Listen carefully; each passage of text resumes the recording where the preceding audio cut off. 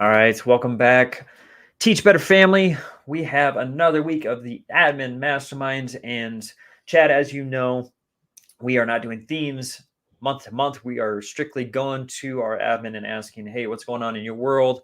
What's going on in your school, your district, and how can we support and collaborate with you? And so that's exactly what happened. We reached out via Voxer and Facebook group to ask our leaders, hey, what do you want to talk about this week? And we had one leader specifically, and they brought this problem to us. And I think it really resonated with a lot of folks because we had a lot of feedback both on Voxer and Facebook about wanting to discuss this further. And so the topic is a leader had a staff member report a small mistake all the way up the chain of command. And they wanted to know, how do we address this with the staff member or with the culture of the district? Because they felt like there was, something that occurred that was undermining to the leadership. And so yeah, to start off the conversation, Chad, I kind of want to go with like maybe the conversation that we had about root causes of like, why are people either triggered or, going through this experience of going to the higher ups to potentially undermine leaders? Yeah, I mean, there's a lot of root causes here, and a lot of it comes down to like trust and willing to communicate, right? So if you haven't built as a leader clear communication channels, maybe they don't feel like talking to you does anything, or maybe they don't feel like talking directly to you. Now, there's another more negative side to that coin, though. There's the other side of like they're just being disrespectful, right? They're just like they're not respecting you enough as a person or as a leader to come directly to you, and they're literally undermining that chain of communication, that chain of command, or whatever you want to call it. And they're going above and beyond. So in terms of root causes, it comes down to a couple things, right? Like, have you built a culture where people feel comfortable coming up to you in addressing these issues? Have you built a culture where people feel heard and think that their feedback is actually implemented? And have you built a culture of clear communication? Sometimes as leaders, we feel like we have solved the problem, we've dealt with the problem, and the case is over. Yet sometimes staff or our team doesn't feel the same way, and they go, well, wait a second. I haven't understood how that problem was solved or what's being done to prevent it in the future. And I haven't heard anything from my leader, so I'm going to go above the chain. So I think there's multiple possible root causes here. And I think for each leader, you kind of have to address them on your own and kind of look in the mirror and go, which one do I think is the cause here? But there are also some ways to kind of prevent these things, right? Oh, for sure. And I want to talk about that because you had touched on communication breakdowns. And I think, as we were talking and learning about what was happening specifically in this district, that's kind of what was kind of the root cause of a lot of what was going on. So, as a leader, what are we doing to communicate so that way there's no misunderstandings or potential source for the undermining? Yeah, I mean, I think clear communication for any event, situation, circumstance is always going to be your best bet. If you make it part of the routine, you don't have to worry about it being an extra thing. So I'm not going to communicate only when things go wrong. That's also going to create a negative perception of the only time I ever talk to that leader is when something's going wrong. I'm going to make it a general thing. So when I hold an event or we have something that happens at our school, I'm going to debrief my leadership team, my administration on, hey, just wanted to debrief everyone. We had a great day. We had this issue happen. Here is how we solved it and we moved on. If that's part of your normal communication strategy, everyone's informed so that you don't have to worry about them hearing a narrative that you don't want from somebody else.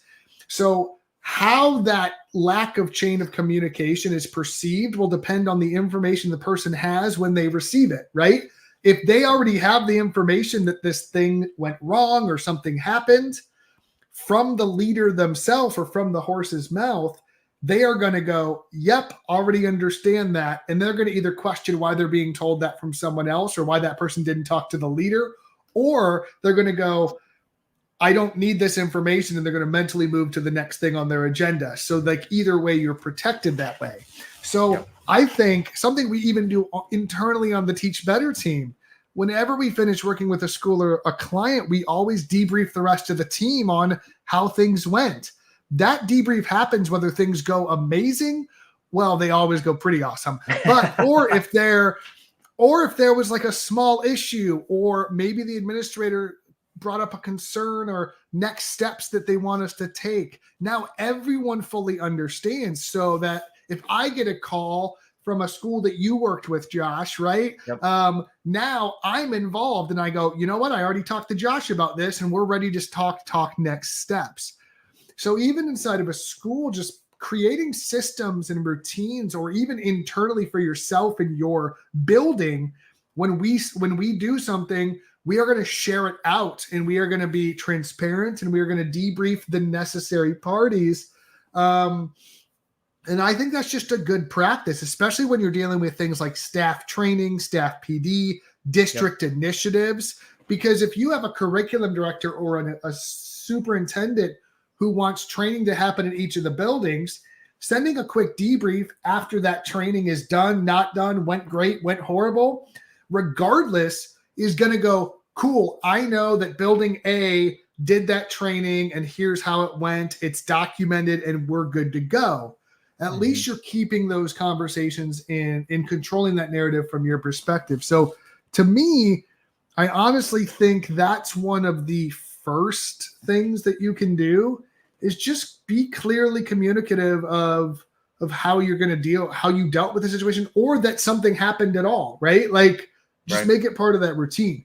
The second part is that when something goes wrong is letting your team know that you are aware that something went wrong, right? Like sometimes as leaders, we try to shoulder the burden of everybody all the time. And it gets exhausting because we get so used to going, I don't want to bother anybody. I just want to be the bulletproof shield, forgive my metaphor, for my entire staff, that shields them from all of the negative things that are happening around, so they don't have to deal with it. But sometimes staff don't realize all of the things you're shielding them from. They don't realize you're even holding the umbrella because they're just splashing around in the puddles they're dealing with on a daily basis, right? So from that perspective, you going after that incident happens or after something negative happens, hey, team, I know today didn't go great. Here's how we should have done things differently. Here's what I could have done differently. Here's what I will do differently in the future. What ideas or constructive work can we do in the future to prevent this from happening again? Please let me know if you have any other thoughts or concerns. So A, you're identifying that you're aware of the problem. B, you're identifying the solution to the problem that you or your team came up with. And C, you're open to additional ideas, constructive criticisms, and or solutions that you can implement in the future. That's going to create the first thing we talked about, which is clear communication, right? But it's also getting ahead of the idea that now your whole team, staff, organization knows that you know, right? Like get out in front of it and control that narrative, because then they can't go, that didn't go great, if they've already gotten 14 emails or messages about, whatever the thing was. Like, everyone's fully aware. So owning it first if something went wrong is always the best cause of action as far as I'm concerned. Yeah. Well, and with that communication, you're going to be building trust with 100%. Your leadership. We have to be vulnerable, right? Community. Yep. Like that's also just like admitting our own faults. It's also being vulnerable and being human, which is going to create a more positive connection. Just like with kids, right? Like I remember one of the earliest things I learned as a teacher in a classroom is like when you make mistakes, own them, admit them, make a joke about yourself and move on. It makes you more human to your students. And it makes it, but it's the same thing with adults, right? Sure. All right. So let's talk about the feedback mechanical system that you've got, right? Because we kind of need to have this feedback loop to allow staff the opportunity to express concerns or, feelings that they have about whatever's going on within the campus and the district. So, how do we create that feedback loop so that we can address problems that we may not even understand or know exist?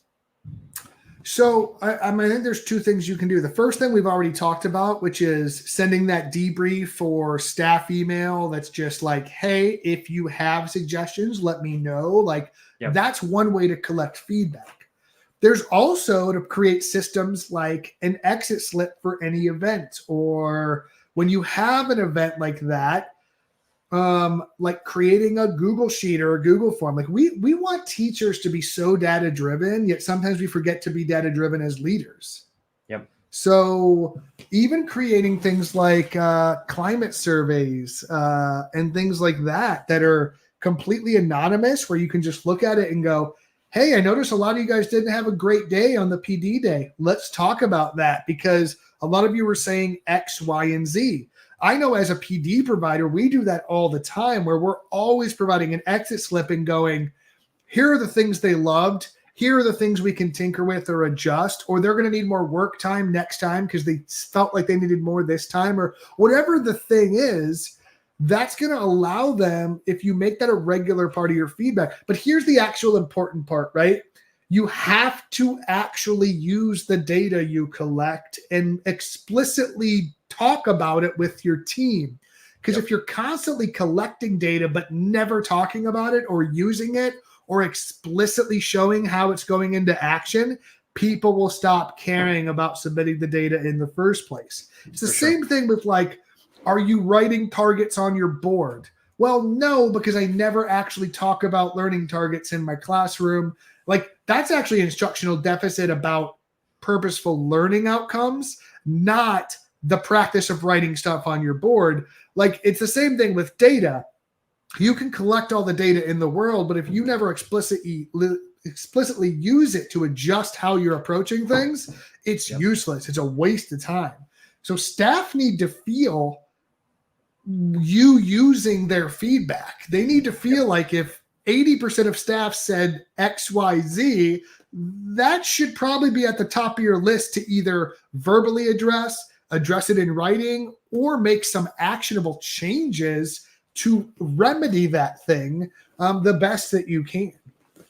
Yeah, one of the admin had put in the comment about a quote from Adam Grant saying that you'll get better information if you ask for advice, not for feedback. And I thought that was so spot on, because, you know, when we talked about the root causes, one of those major pieces was inclusion. A lot of times teachers and staff don't feel included as a part of the process or about ask for help, culture. So if you're asking for advice or asking for their input, and then doing, like you're saying, doing something about it based on the fact that you've gotten that feedback and that information, I think that's going to probably break down the undermining of a lot of staff members. And that's something I've been really bad at in the past as a leader myself, is like asking for help, because I feel like I have to do everything all the time. And I've tried to focus on that, and your team gets better when you work together. Funny enough, how that works, right? So like by asking for people's help, you are not being a bother to them. You are actually making them participants in the process and in the solution, which they will further buy into because they are a part of that solution. And so something I've learned is that like, that's going to increase the value they feel in the process, which will make them feel more valued as a team member themselves, which means they will buy into the process, buy into the solution, and just be a better member of the team that you're trying to lead. Yeah. Well, I love the topic. I love the fact that, you know, we were able to come together as a group and collaborate on this. The person that had brought this to the table felt extremely valued and really said how much they appreciated us spending a full 45 minutes just on what's going on in their world. And that's what this group is all about. We're here for each other. And I found so much power in that. And I'm so excited about what's to come. If you have a topic, if you weren't able to come this week, you know, jump on Facebook. So Facebook.com groups, Teach Better Admin Mastermind is the link there, and you can go and join. I think we're up to like over 100 people. I think we're like 120 people in this group. A lot of phenomenal administrators that are there to support, provide resources. And what we're going to say, Chad? I was just going to say, even though it's a large group, it's a small session feel, right? Yeah. So I think that's one of the powerful parts about this is like, even though it is a lot of support, you get the benefit of all of those voices, but the help of the individual problem being solved, right? Like, so like, it's totally okay if you've never been a part of this to be like, I'm really struggling right now. I need help. It's a place where you can be vulnerable and just, you'll not only get like 4 or 5 other people that'll be like, yes, I'm dealing with that same thing, but you'll also get people that go, I solved that thing and here's how I did it. Maybe that could help you. And so it's this kind of magical thing where large scale support, small group feel. And I think that's like a perfect space for what the group is trying to do. Oh, for sure. And there's been so many times that folks have shared afterwards things that they've implemented that they pulled from this group, and we don't have to do it alone. Like you said, Chad, sometimes we feel like, I'm going to take care of everything by myself, and that's going to lead to a lot of negative things. And so, if you can come to the table and collaborate and beg, borrow, and steal from other leaders, then that's what we're all about. So every Tuesday morning, 9 a.m. Eastern time, of course, we do this recap because we also know that admin life is extremely busy and you can't always be there, but we definitely want you to sign up at teachbetter.com/mastermind. It's free. And of course you get the wonderful group to help out every single week. And then Chad, I have to just mention that we are about to be amongst the holiday season. And so we are going to take a small break. And so we won't be together December 26th. So I just want to mention that on the recap for those who may not have seen the email or weren't a part of the group this morning due to the busyness. We are taking of Boxing Day off. I don't know if that's the official day, but we are going to take that day off just because we know a lot of people are traveling. Christmas. It's Boxing Day. Boxing Day. Oh my goodness. So I guess someone learned something today, including myself, that I did not know that was Boxing Day. But we want you to relax, rejuvenate, get some time with your family and your friends. And with that, Chad, thank you so much for joining this morning. And I wanted to say to you and to everyone else, happy holidays. Happy holidays.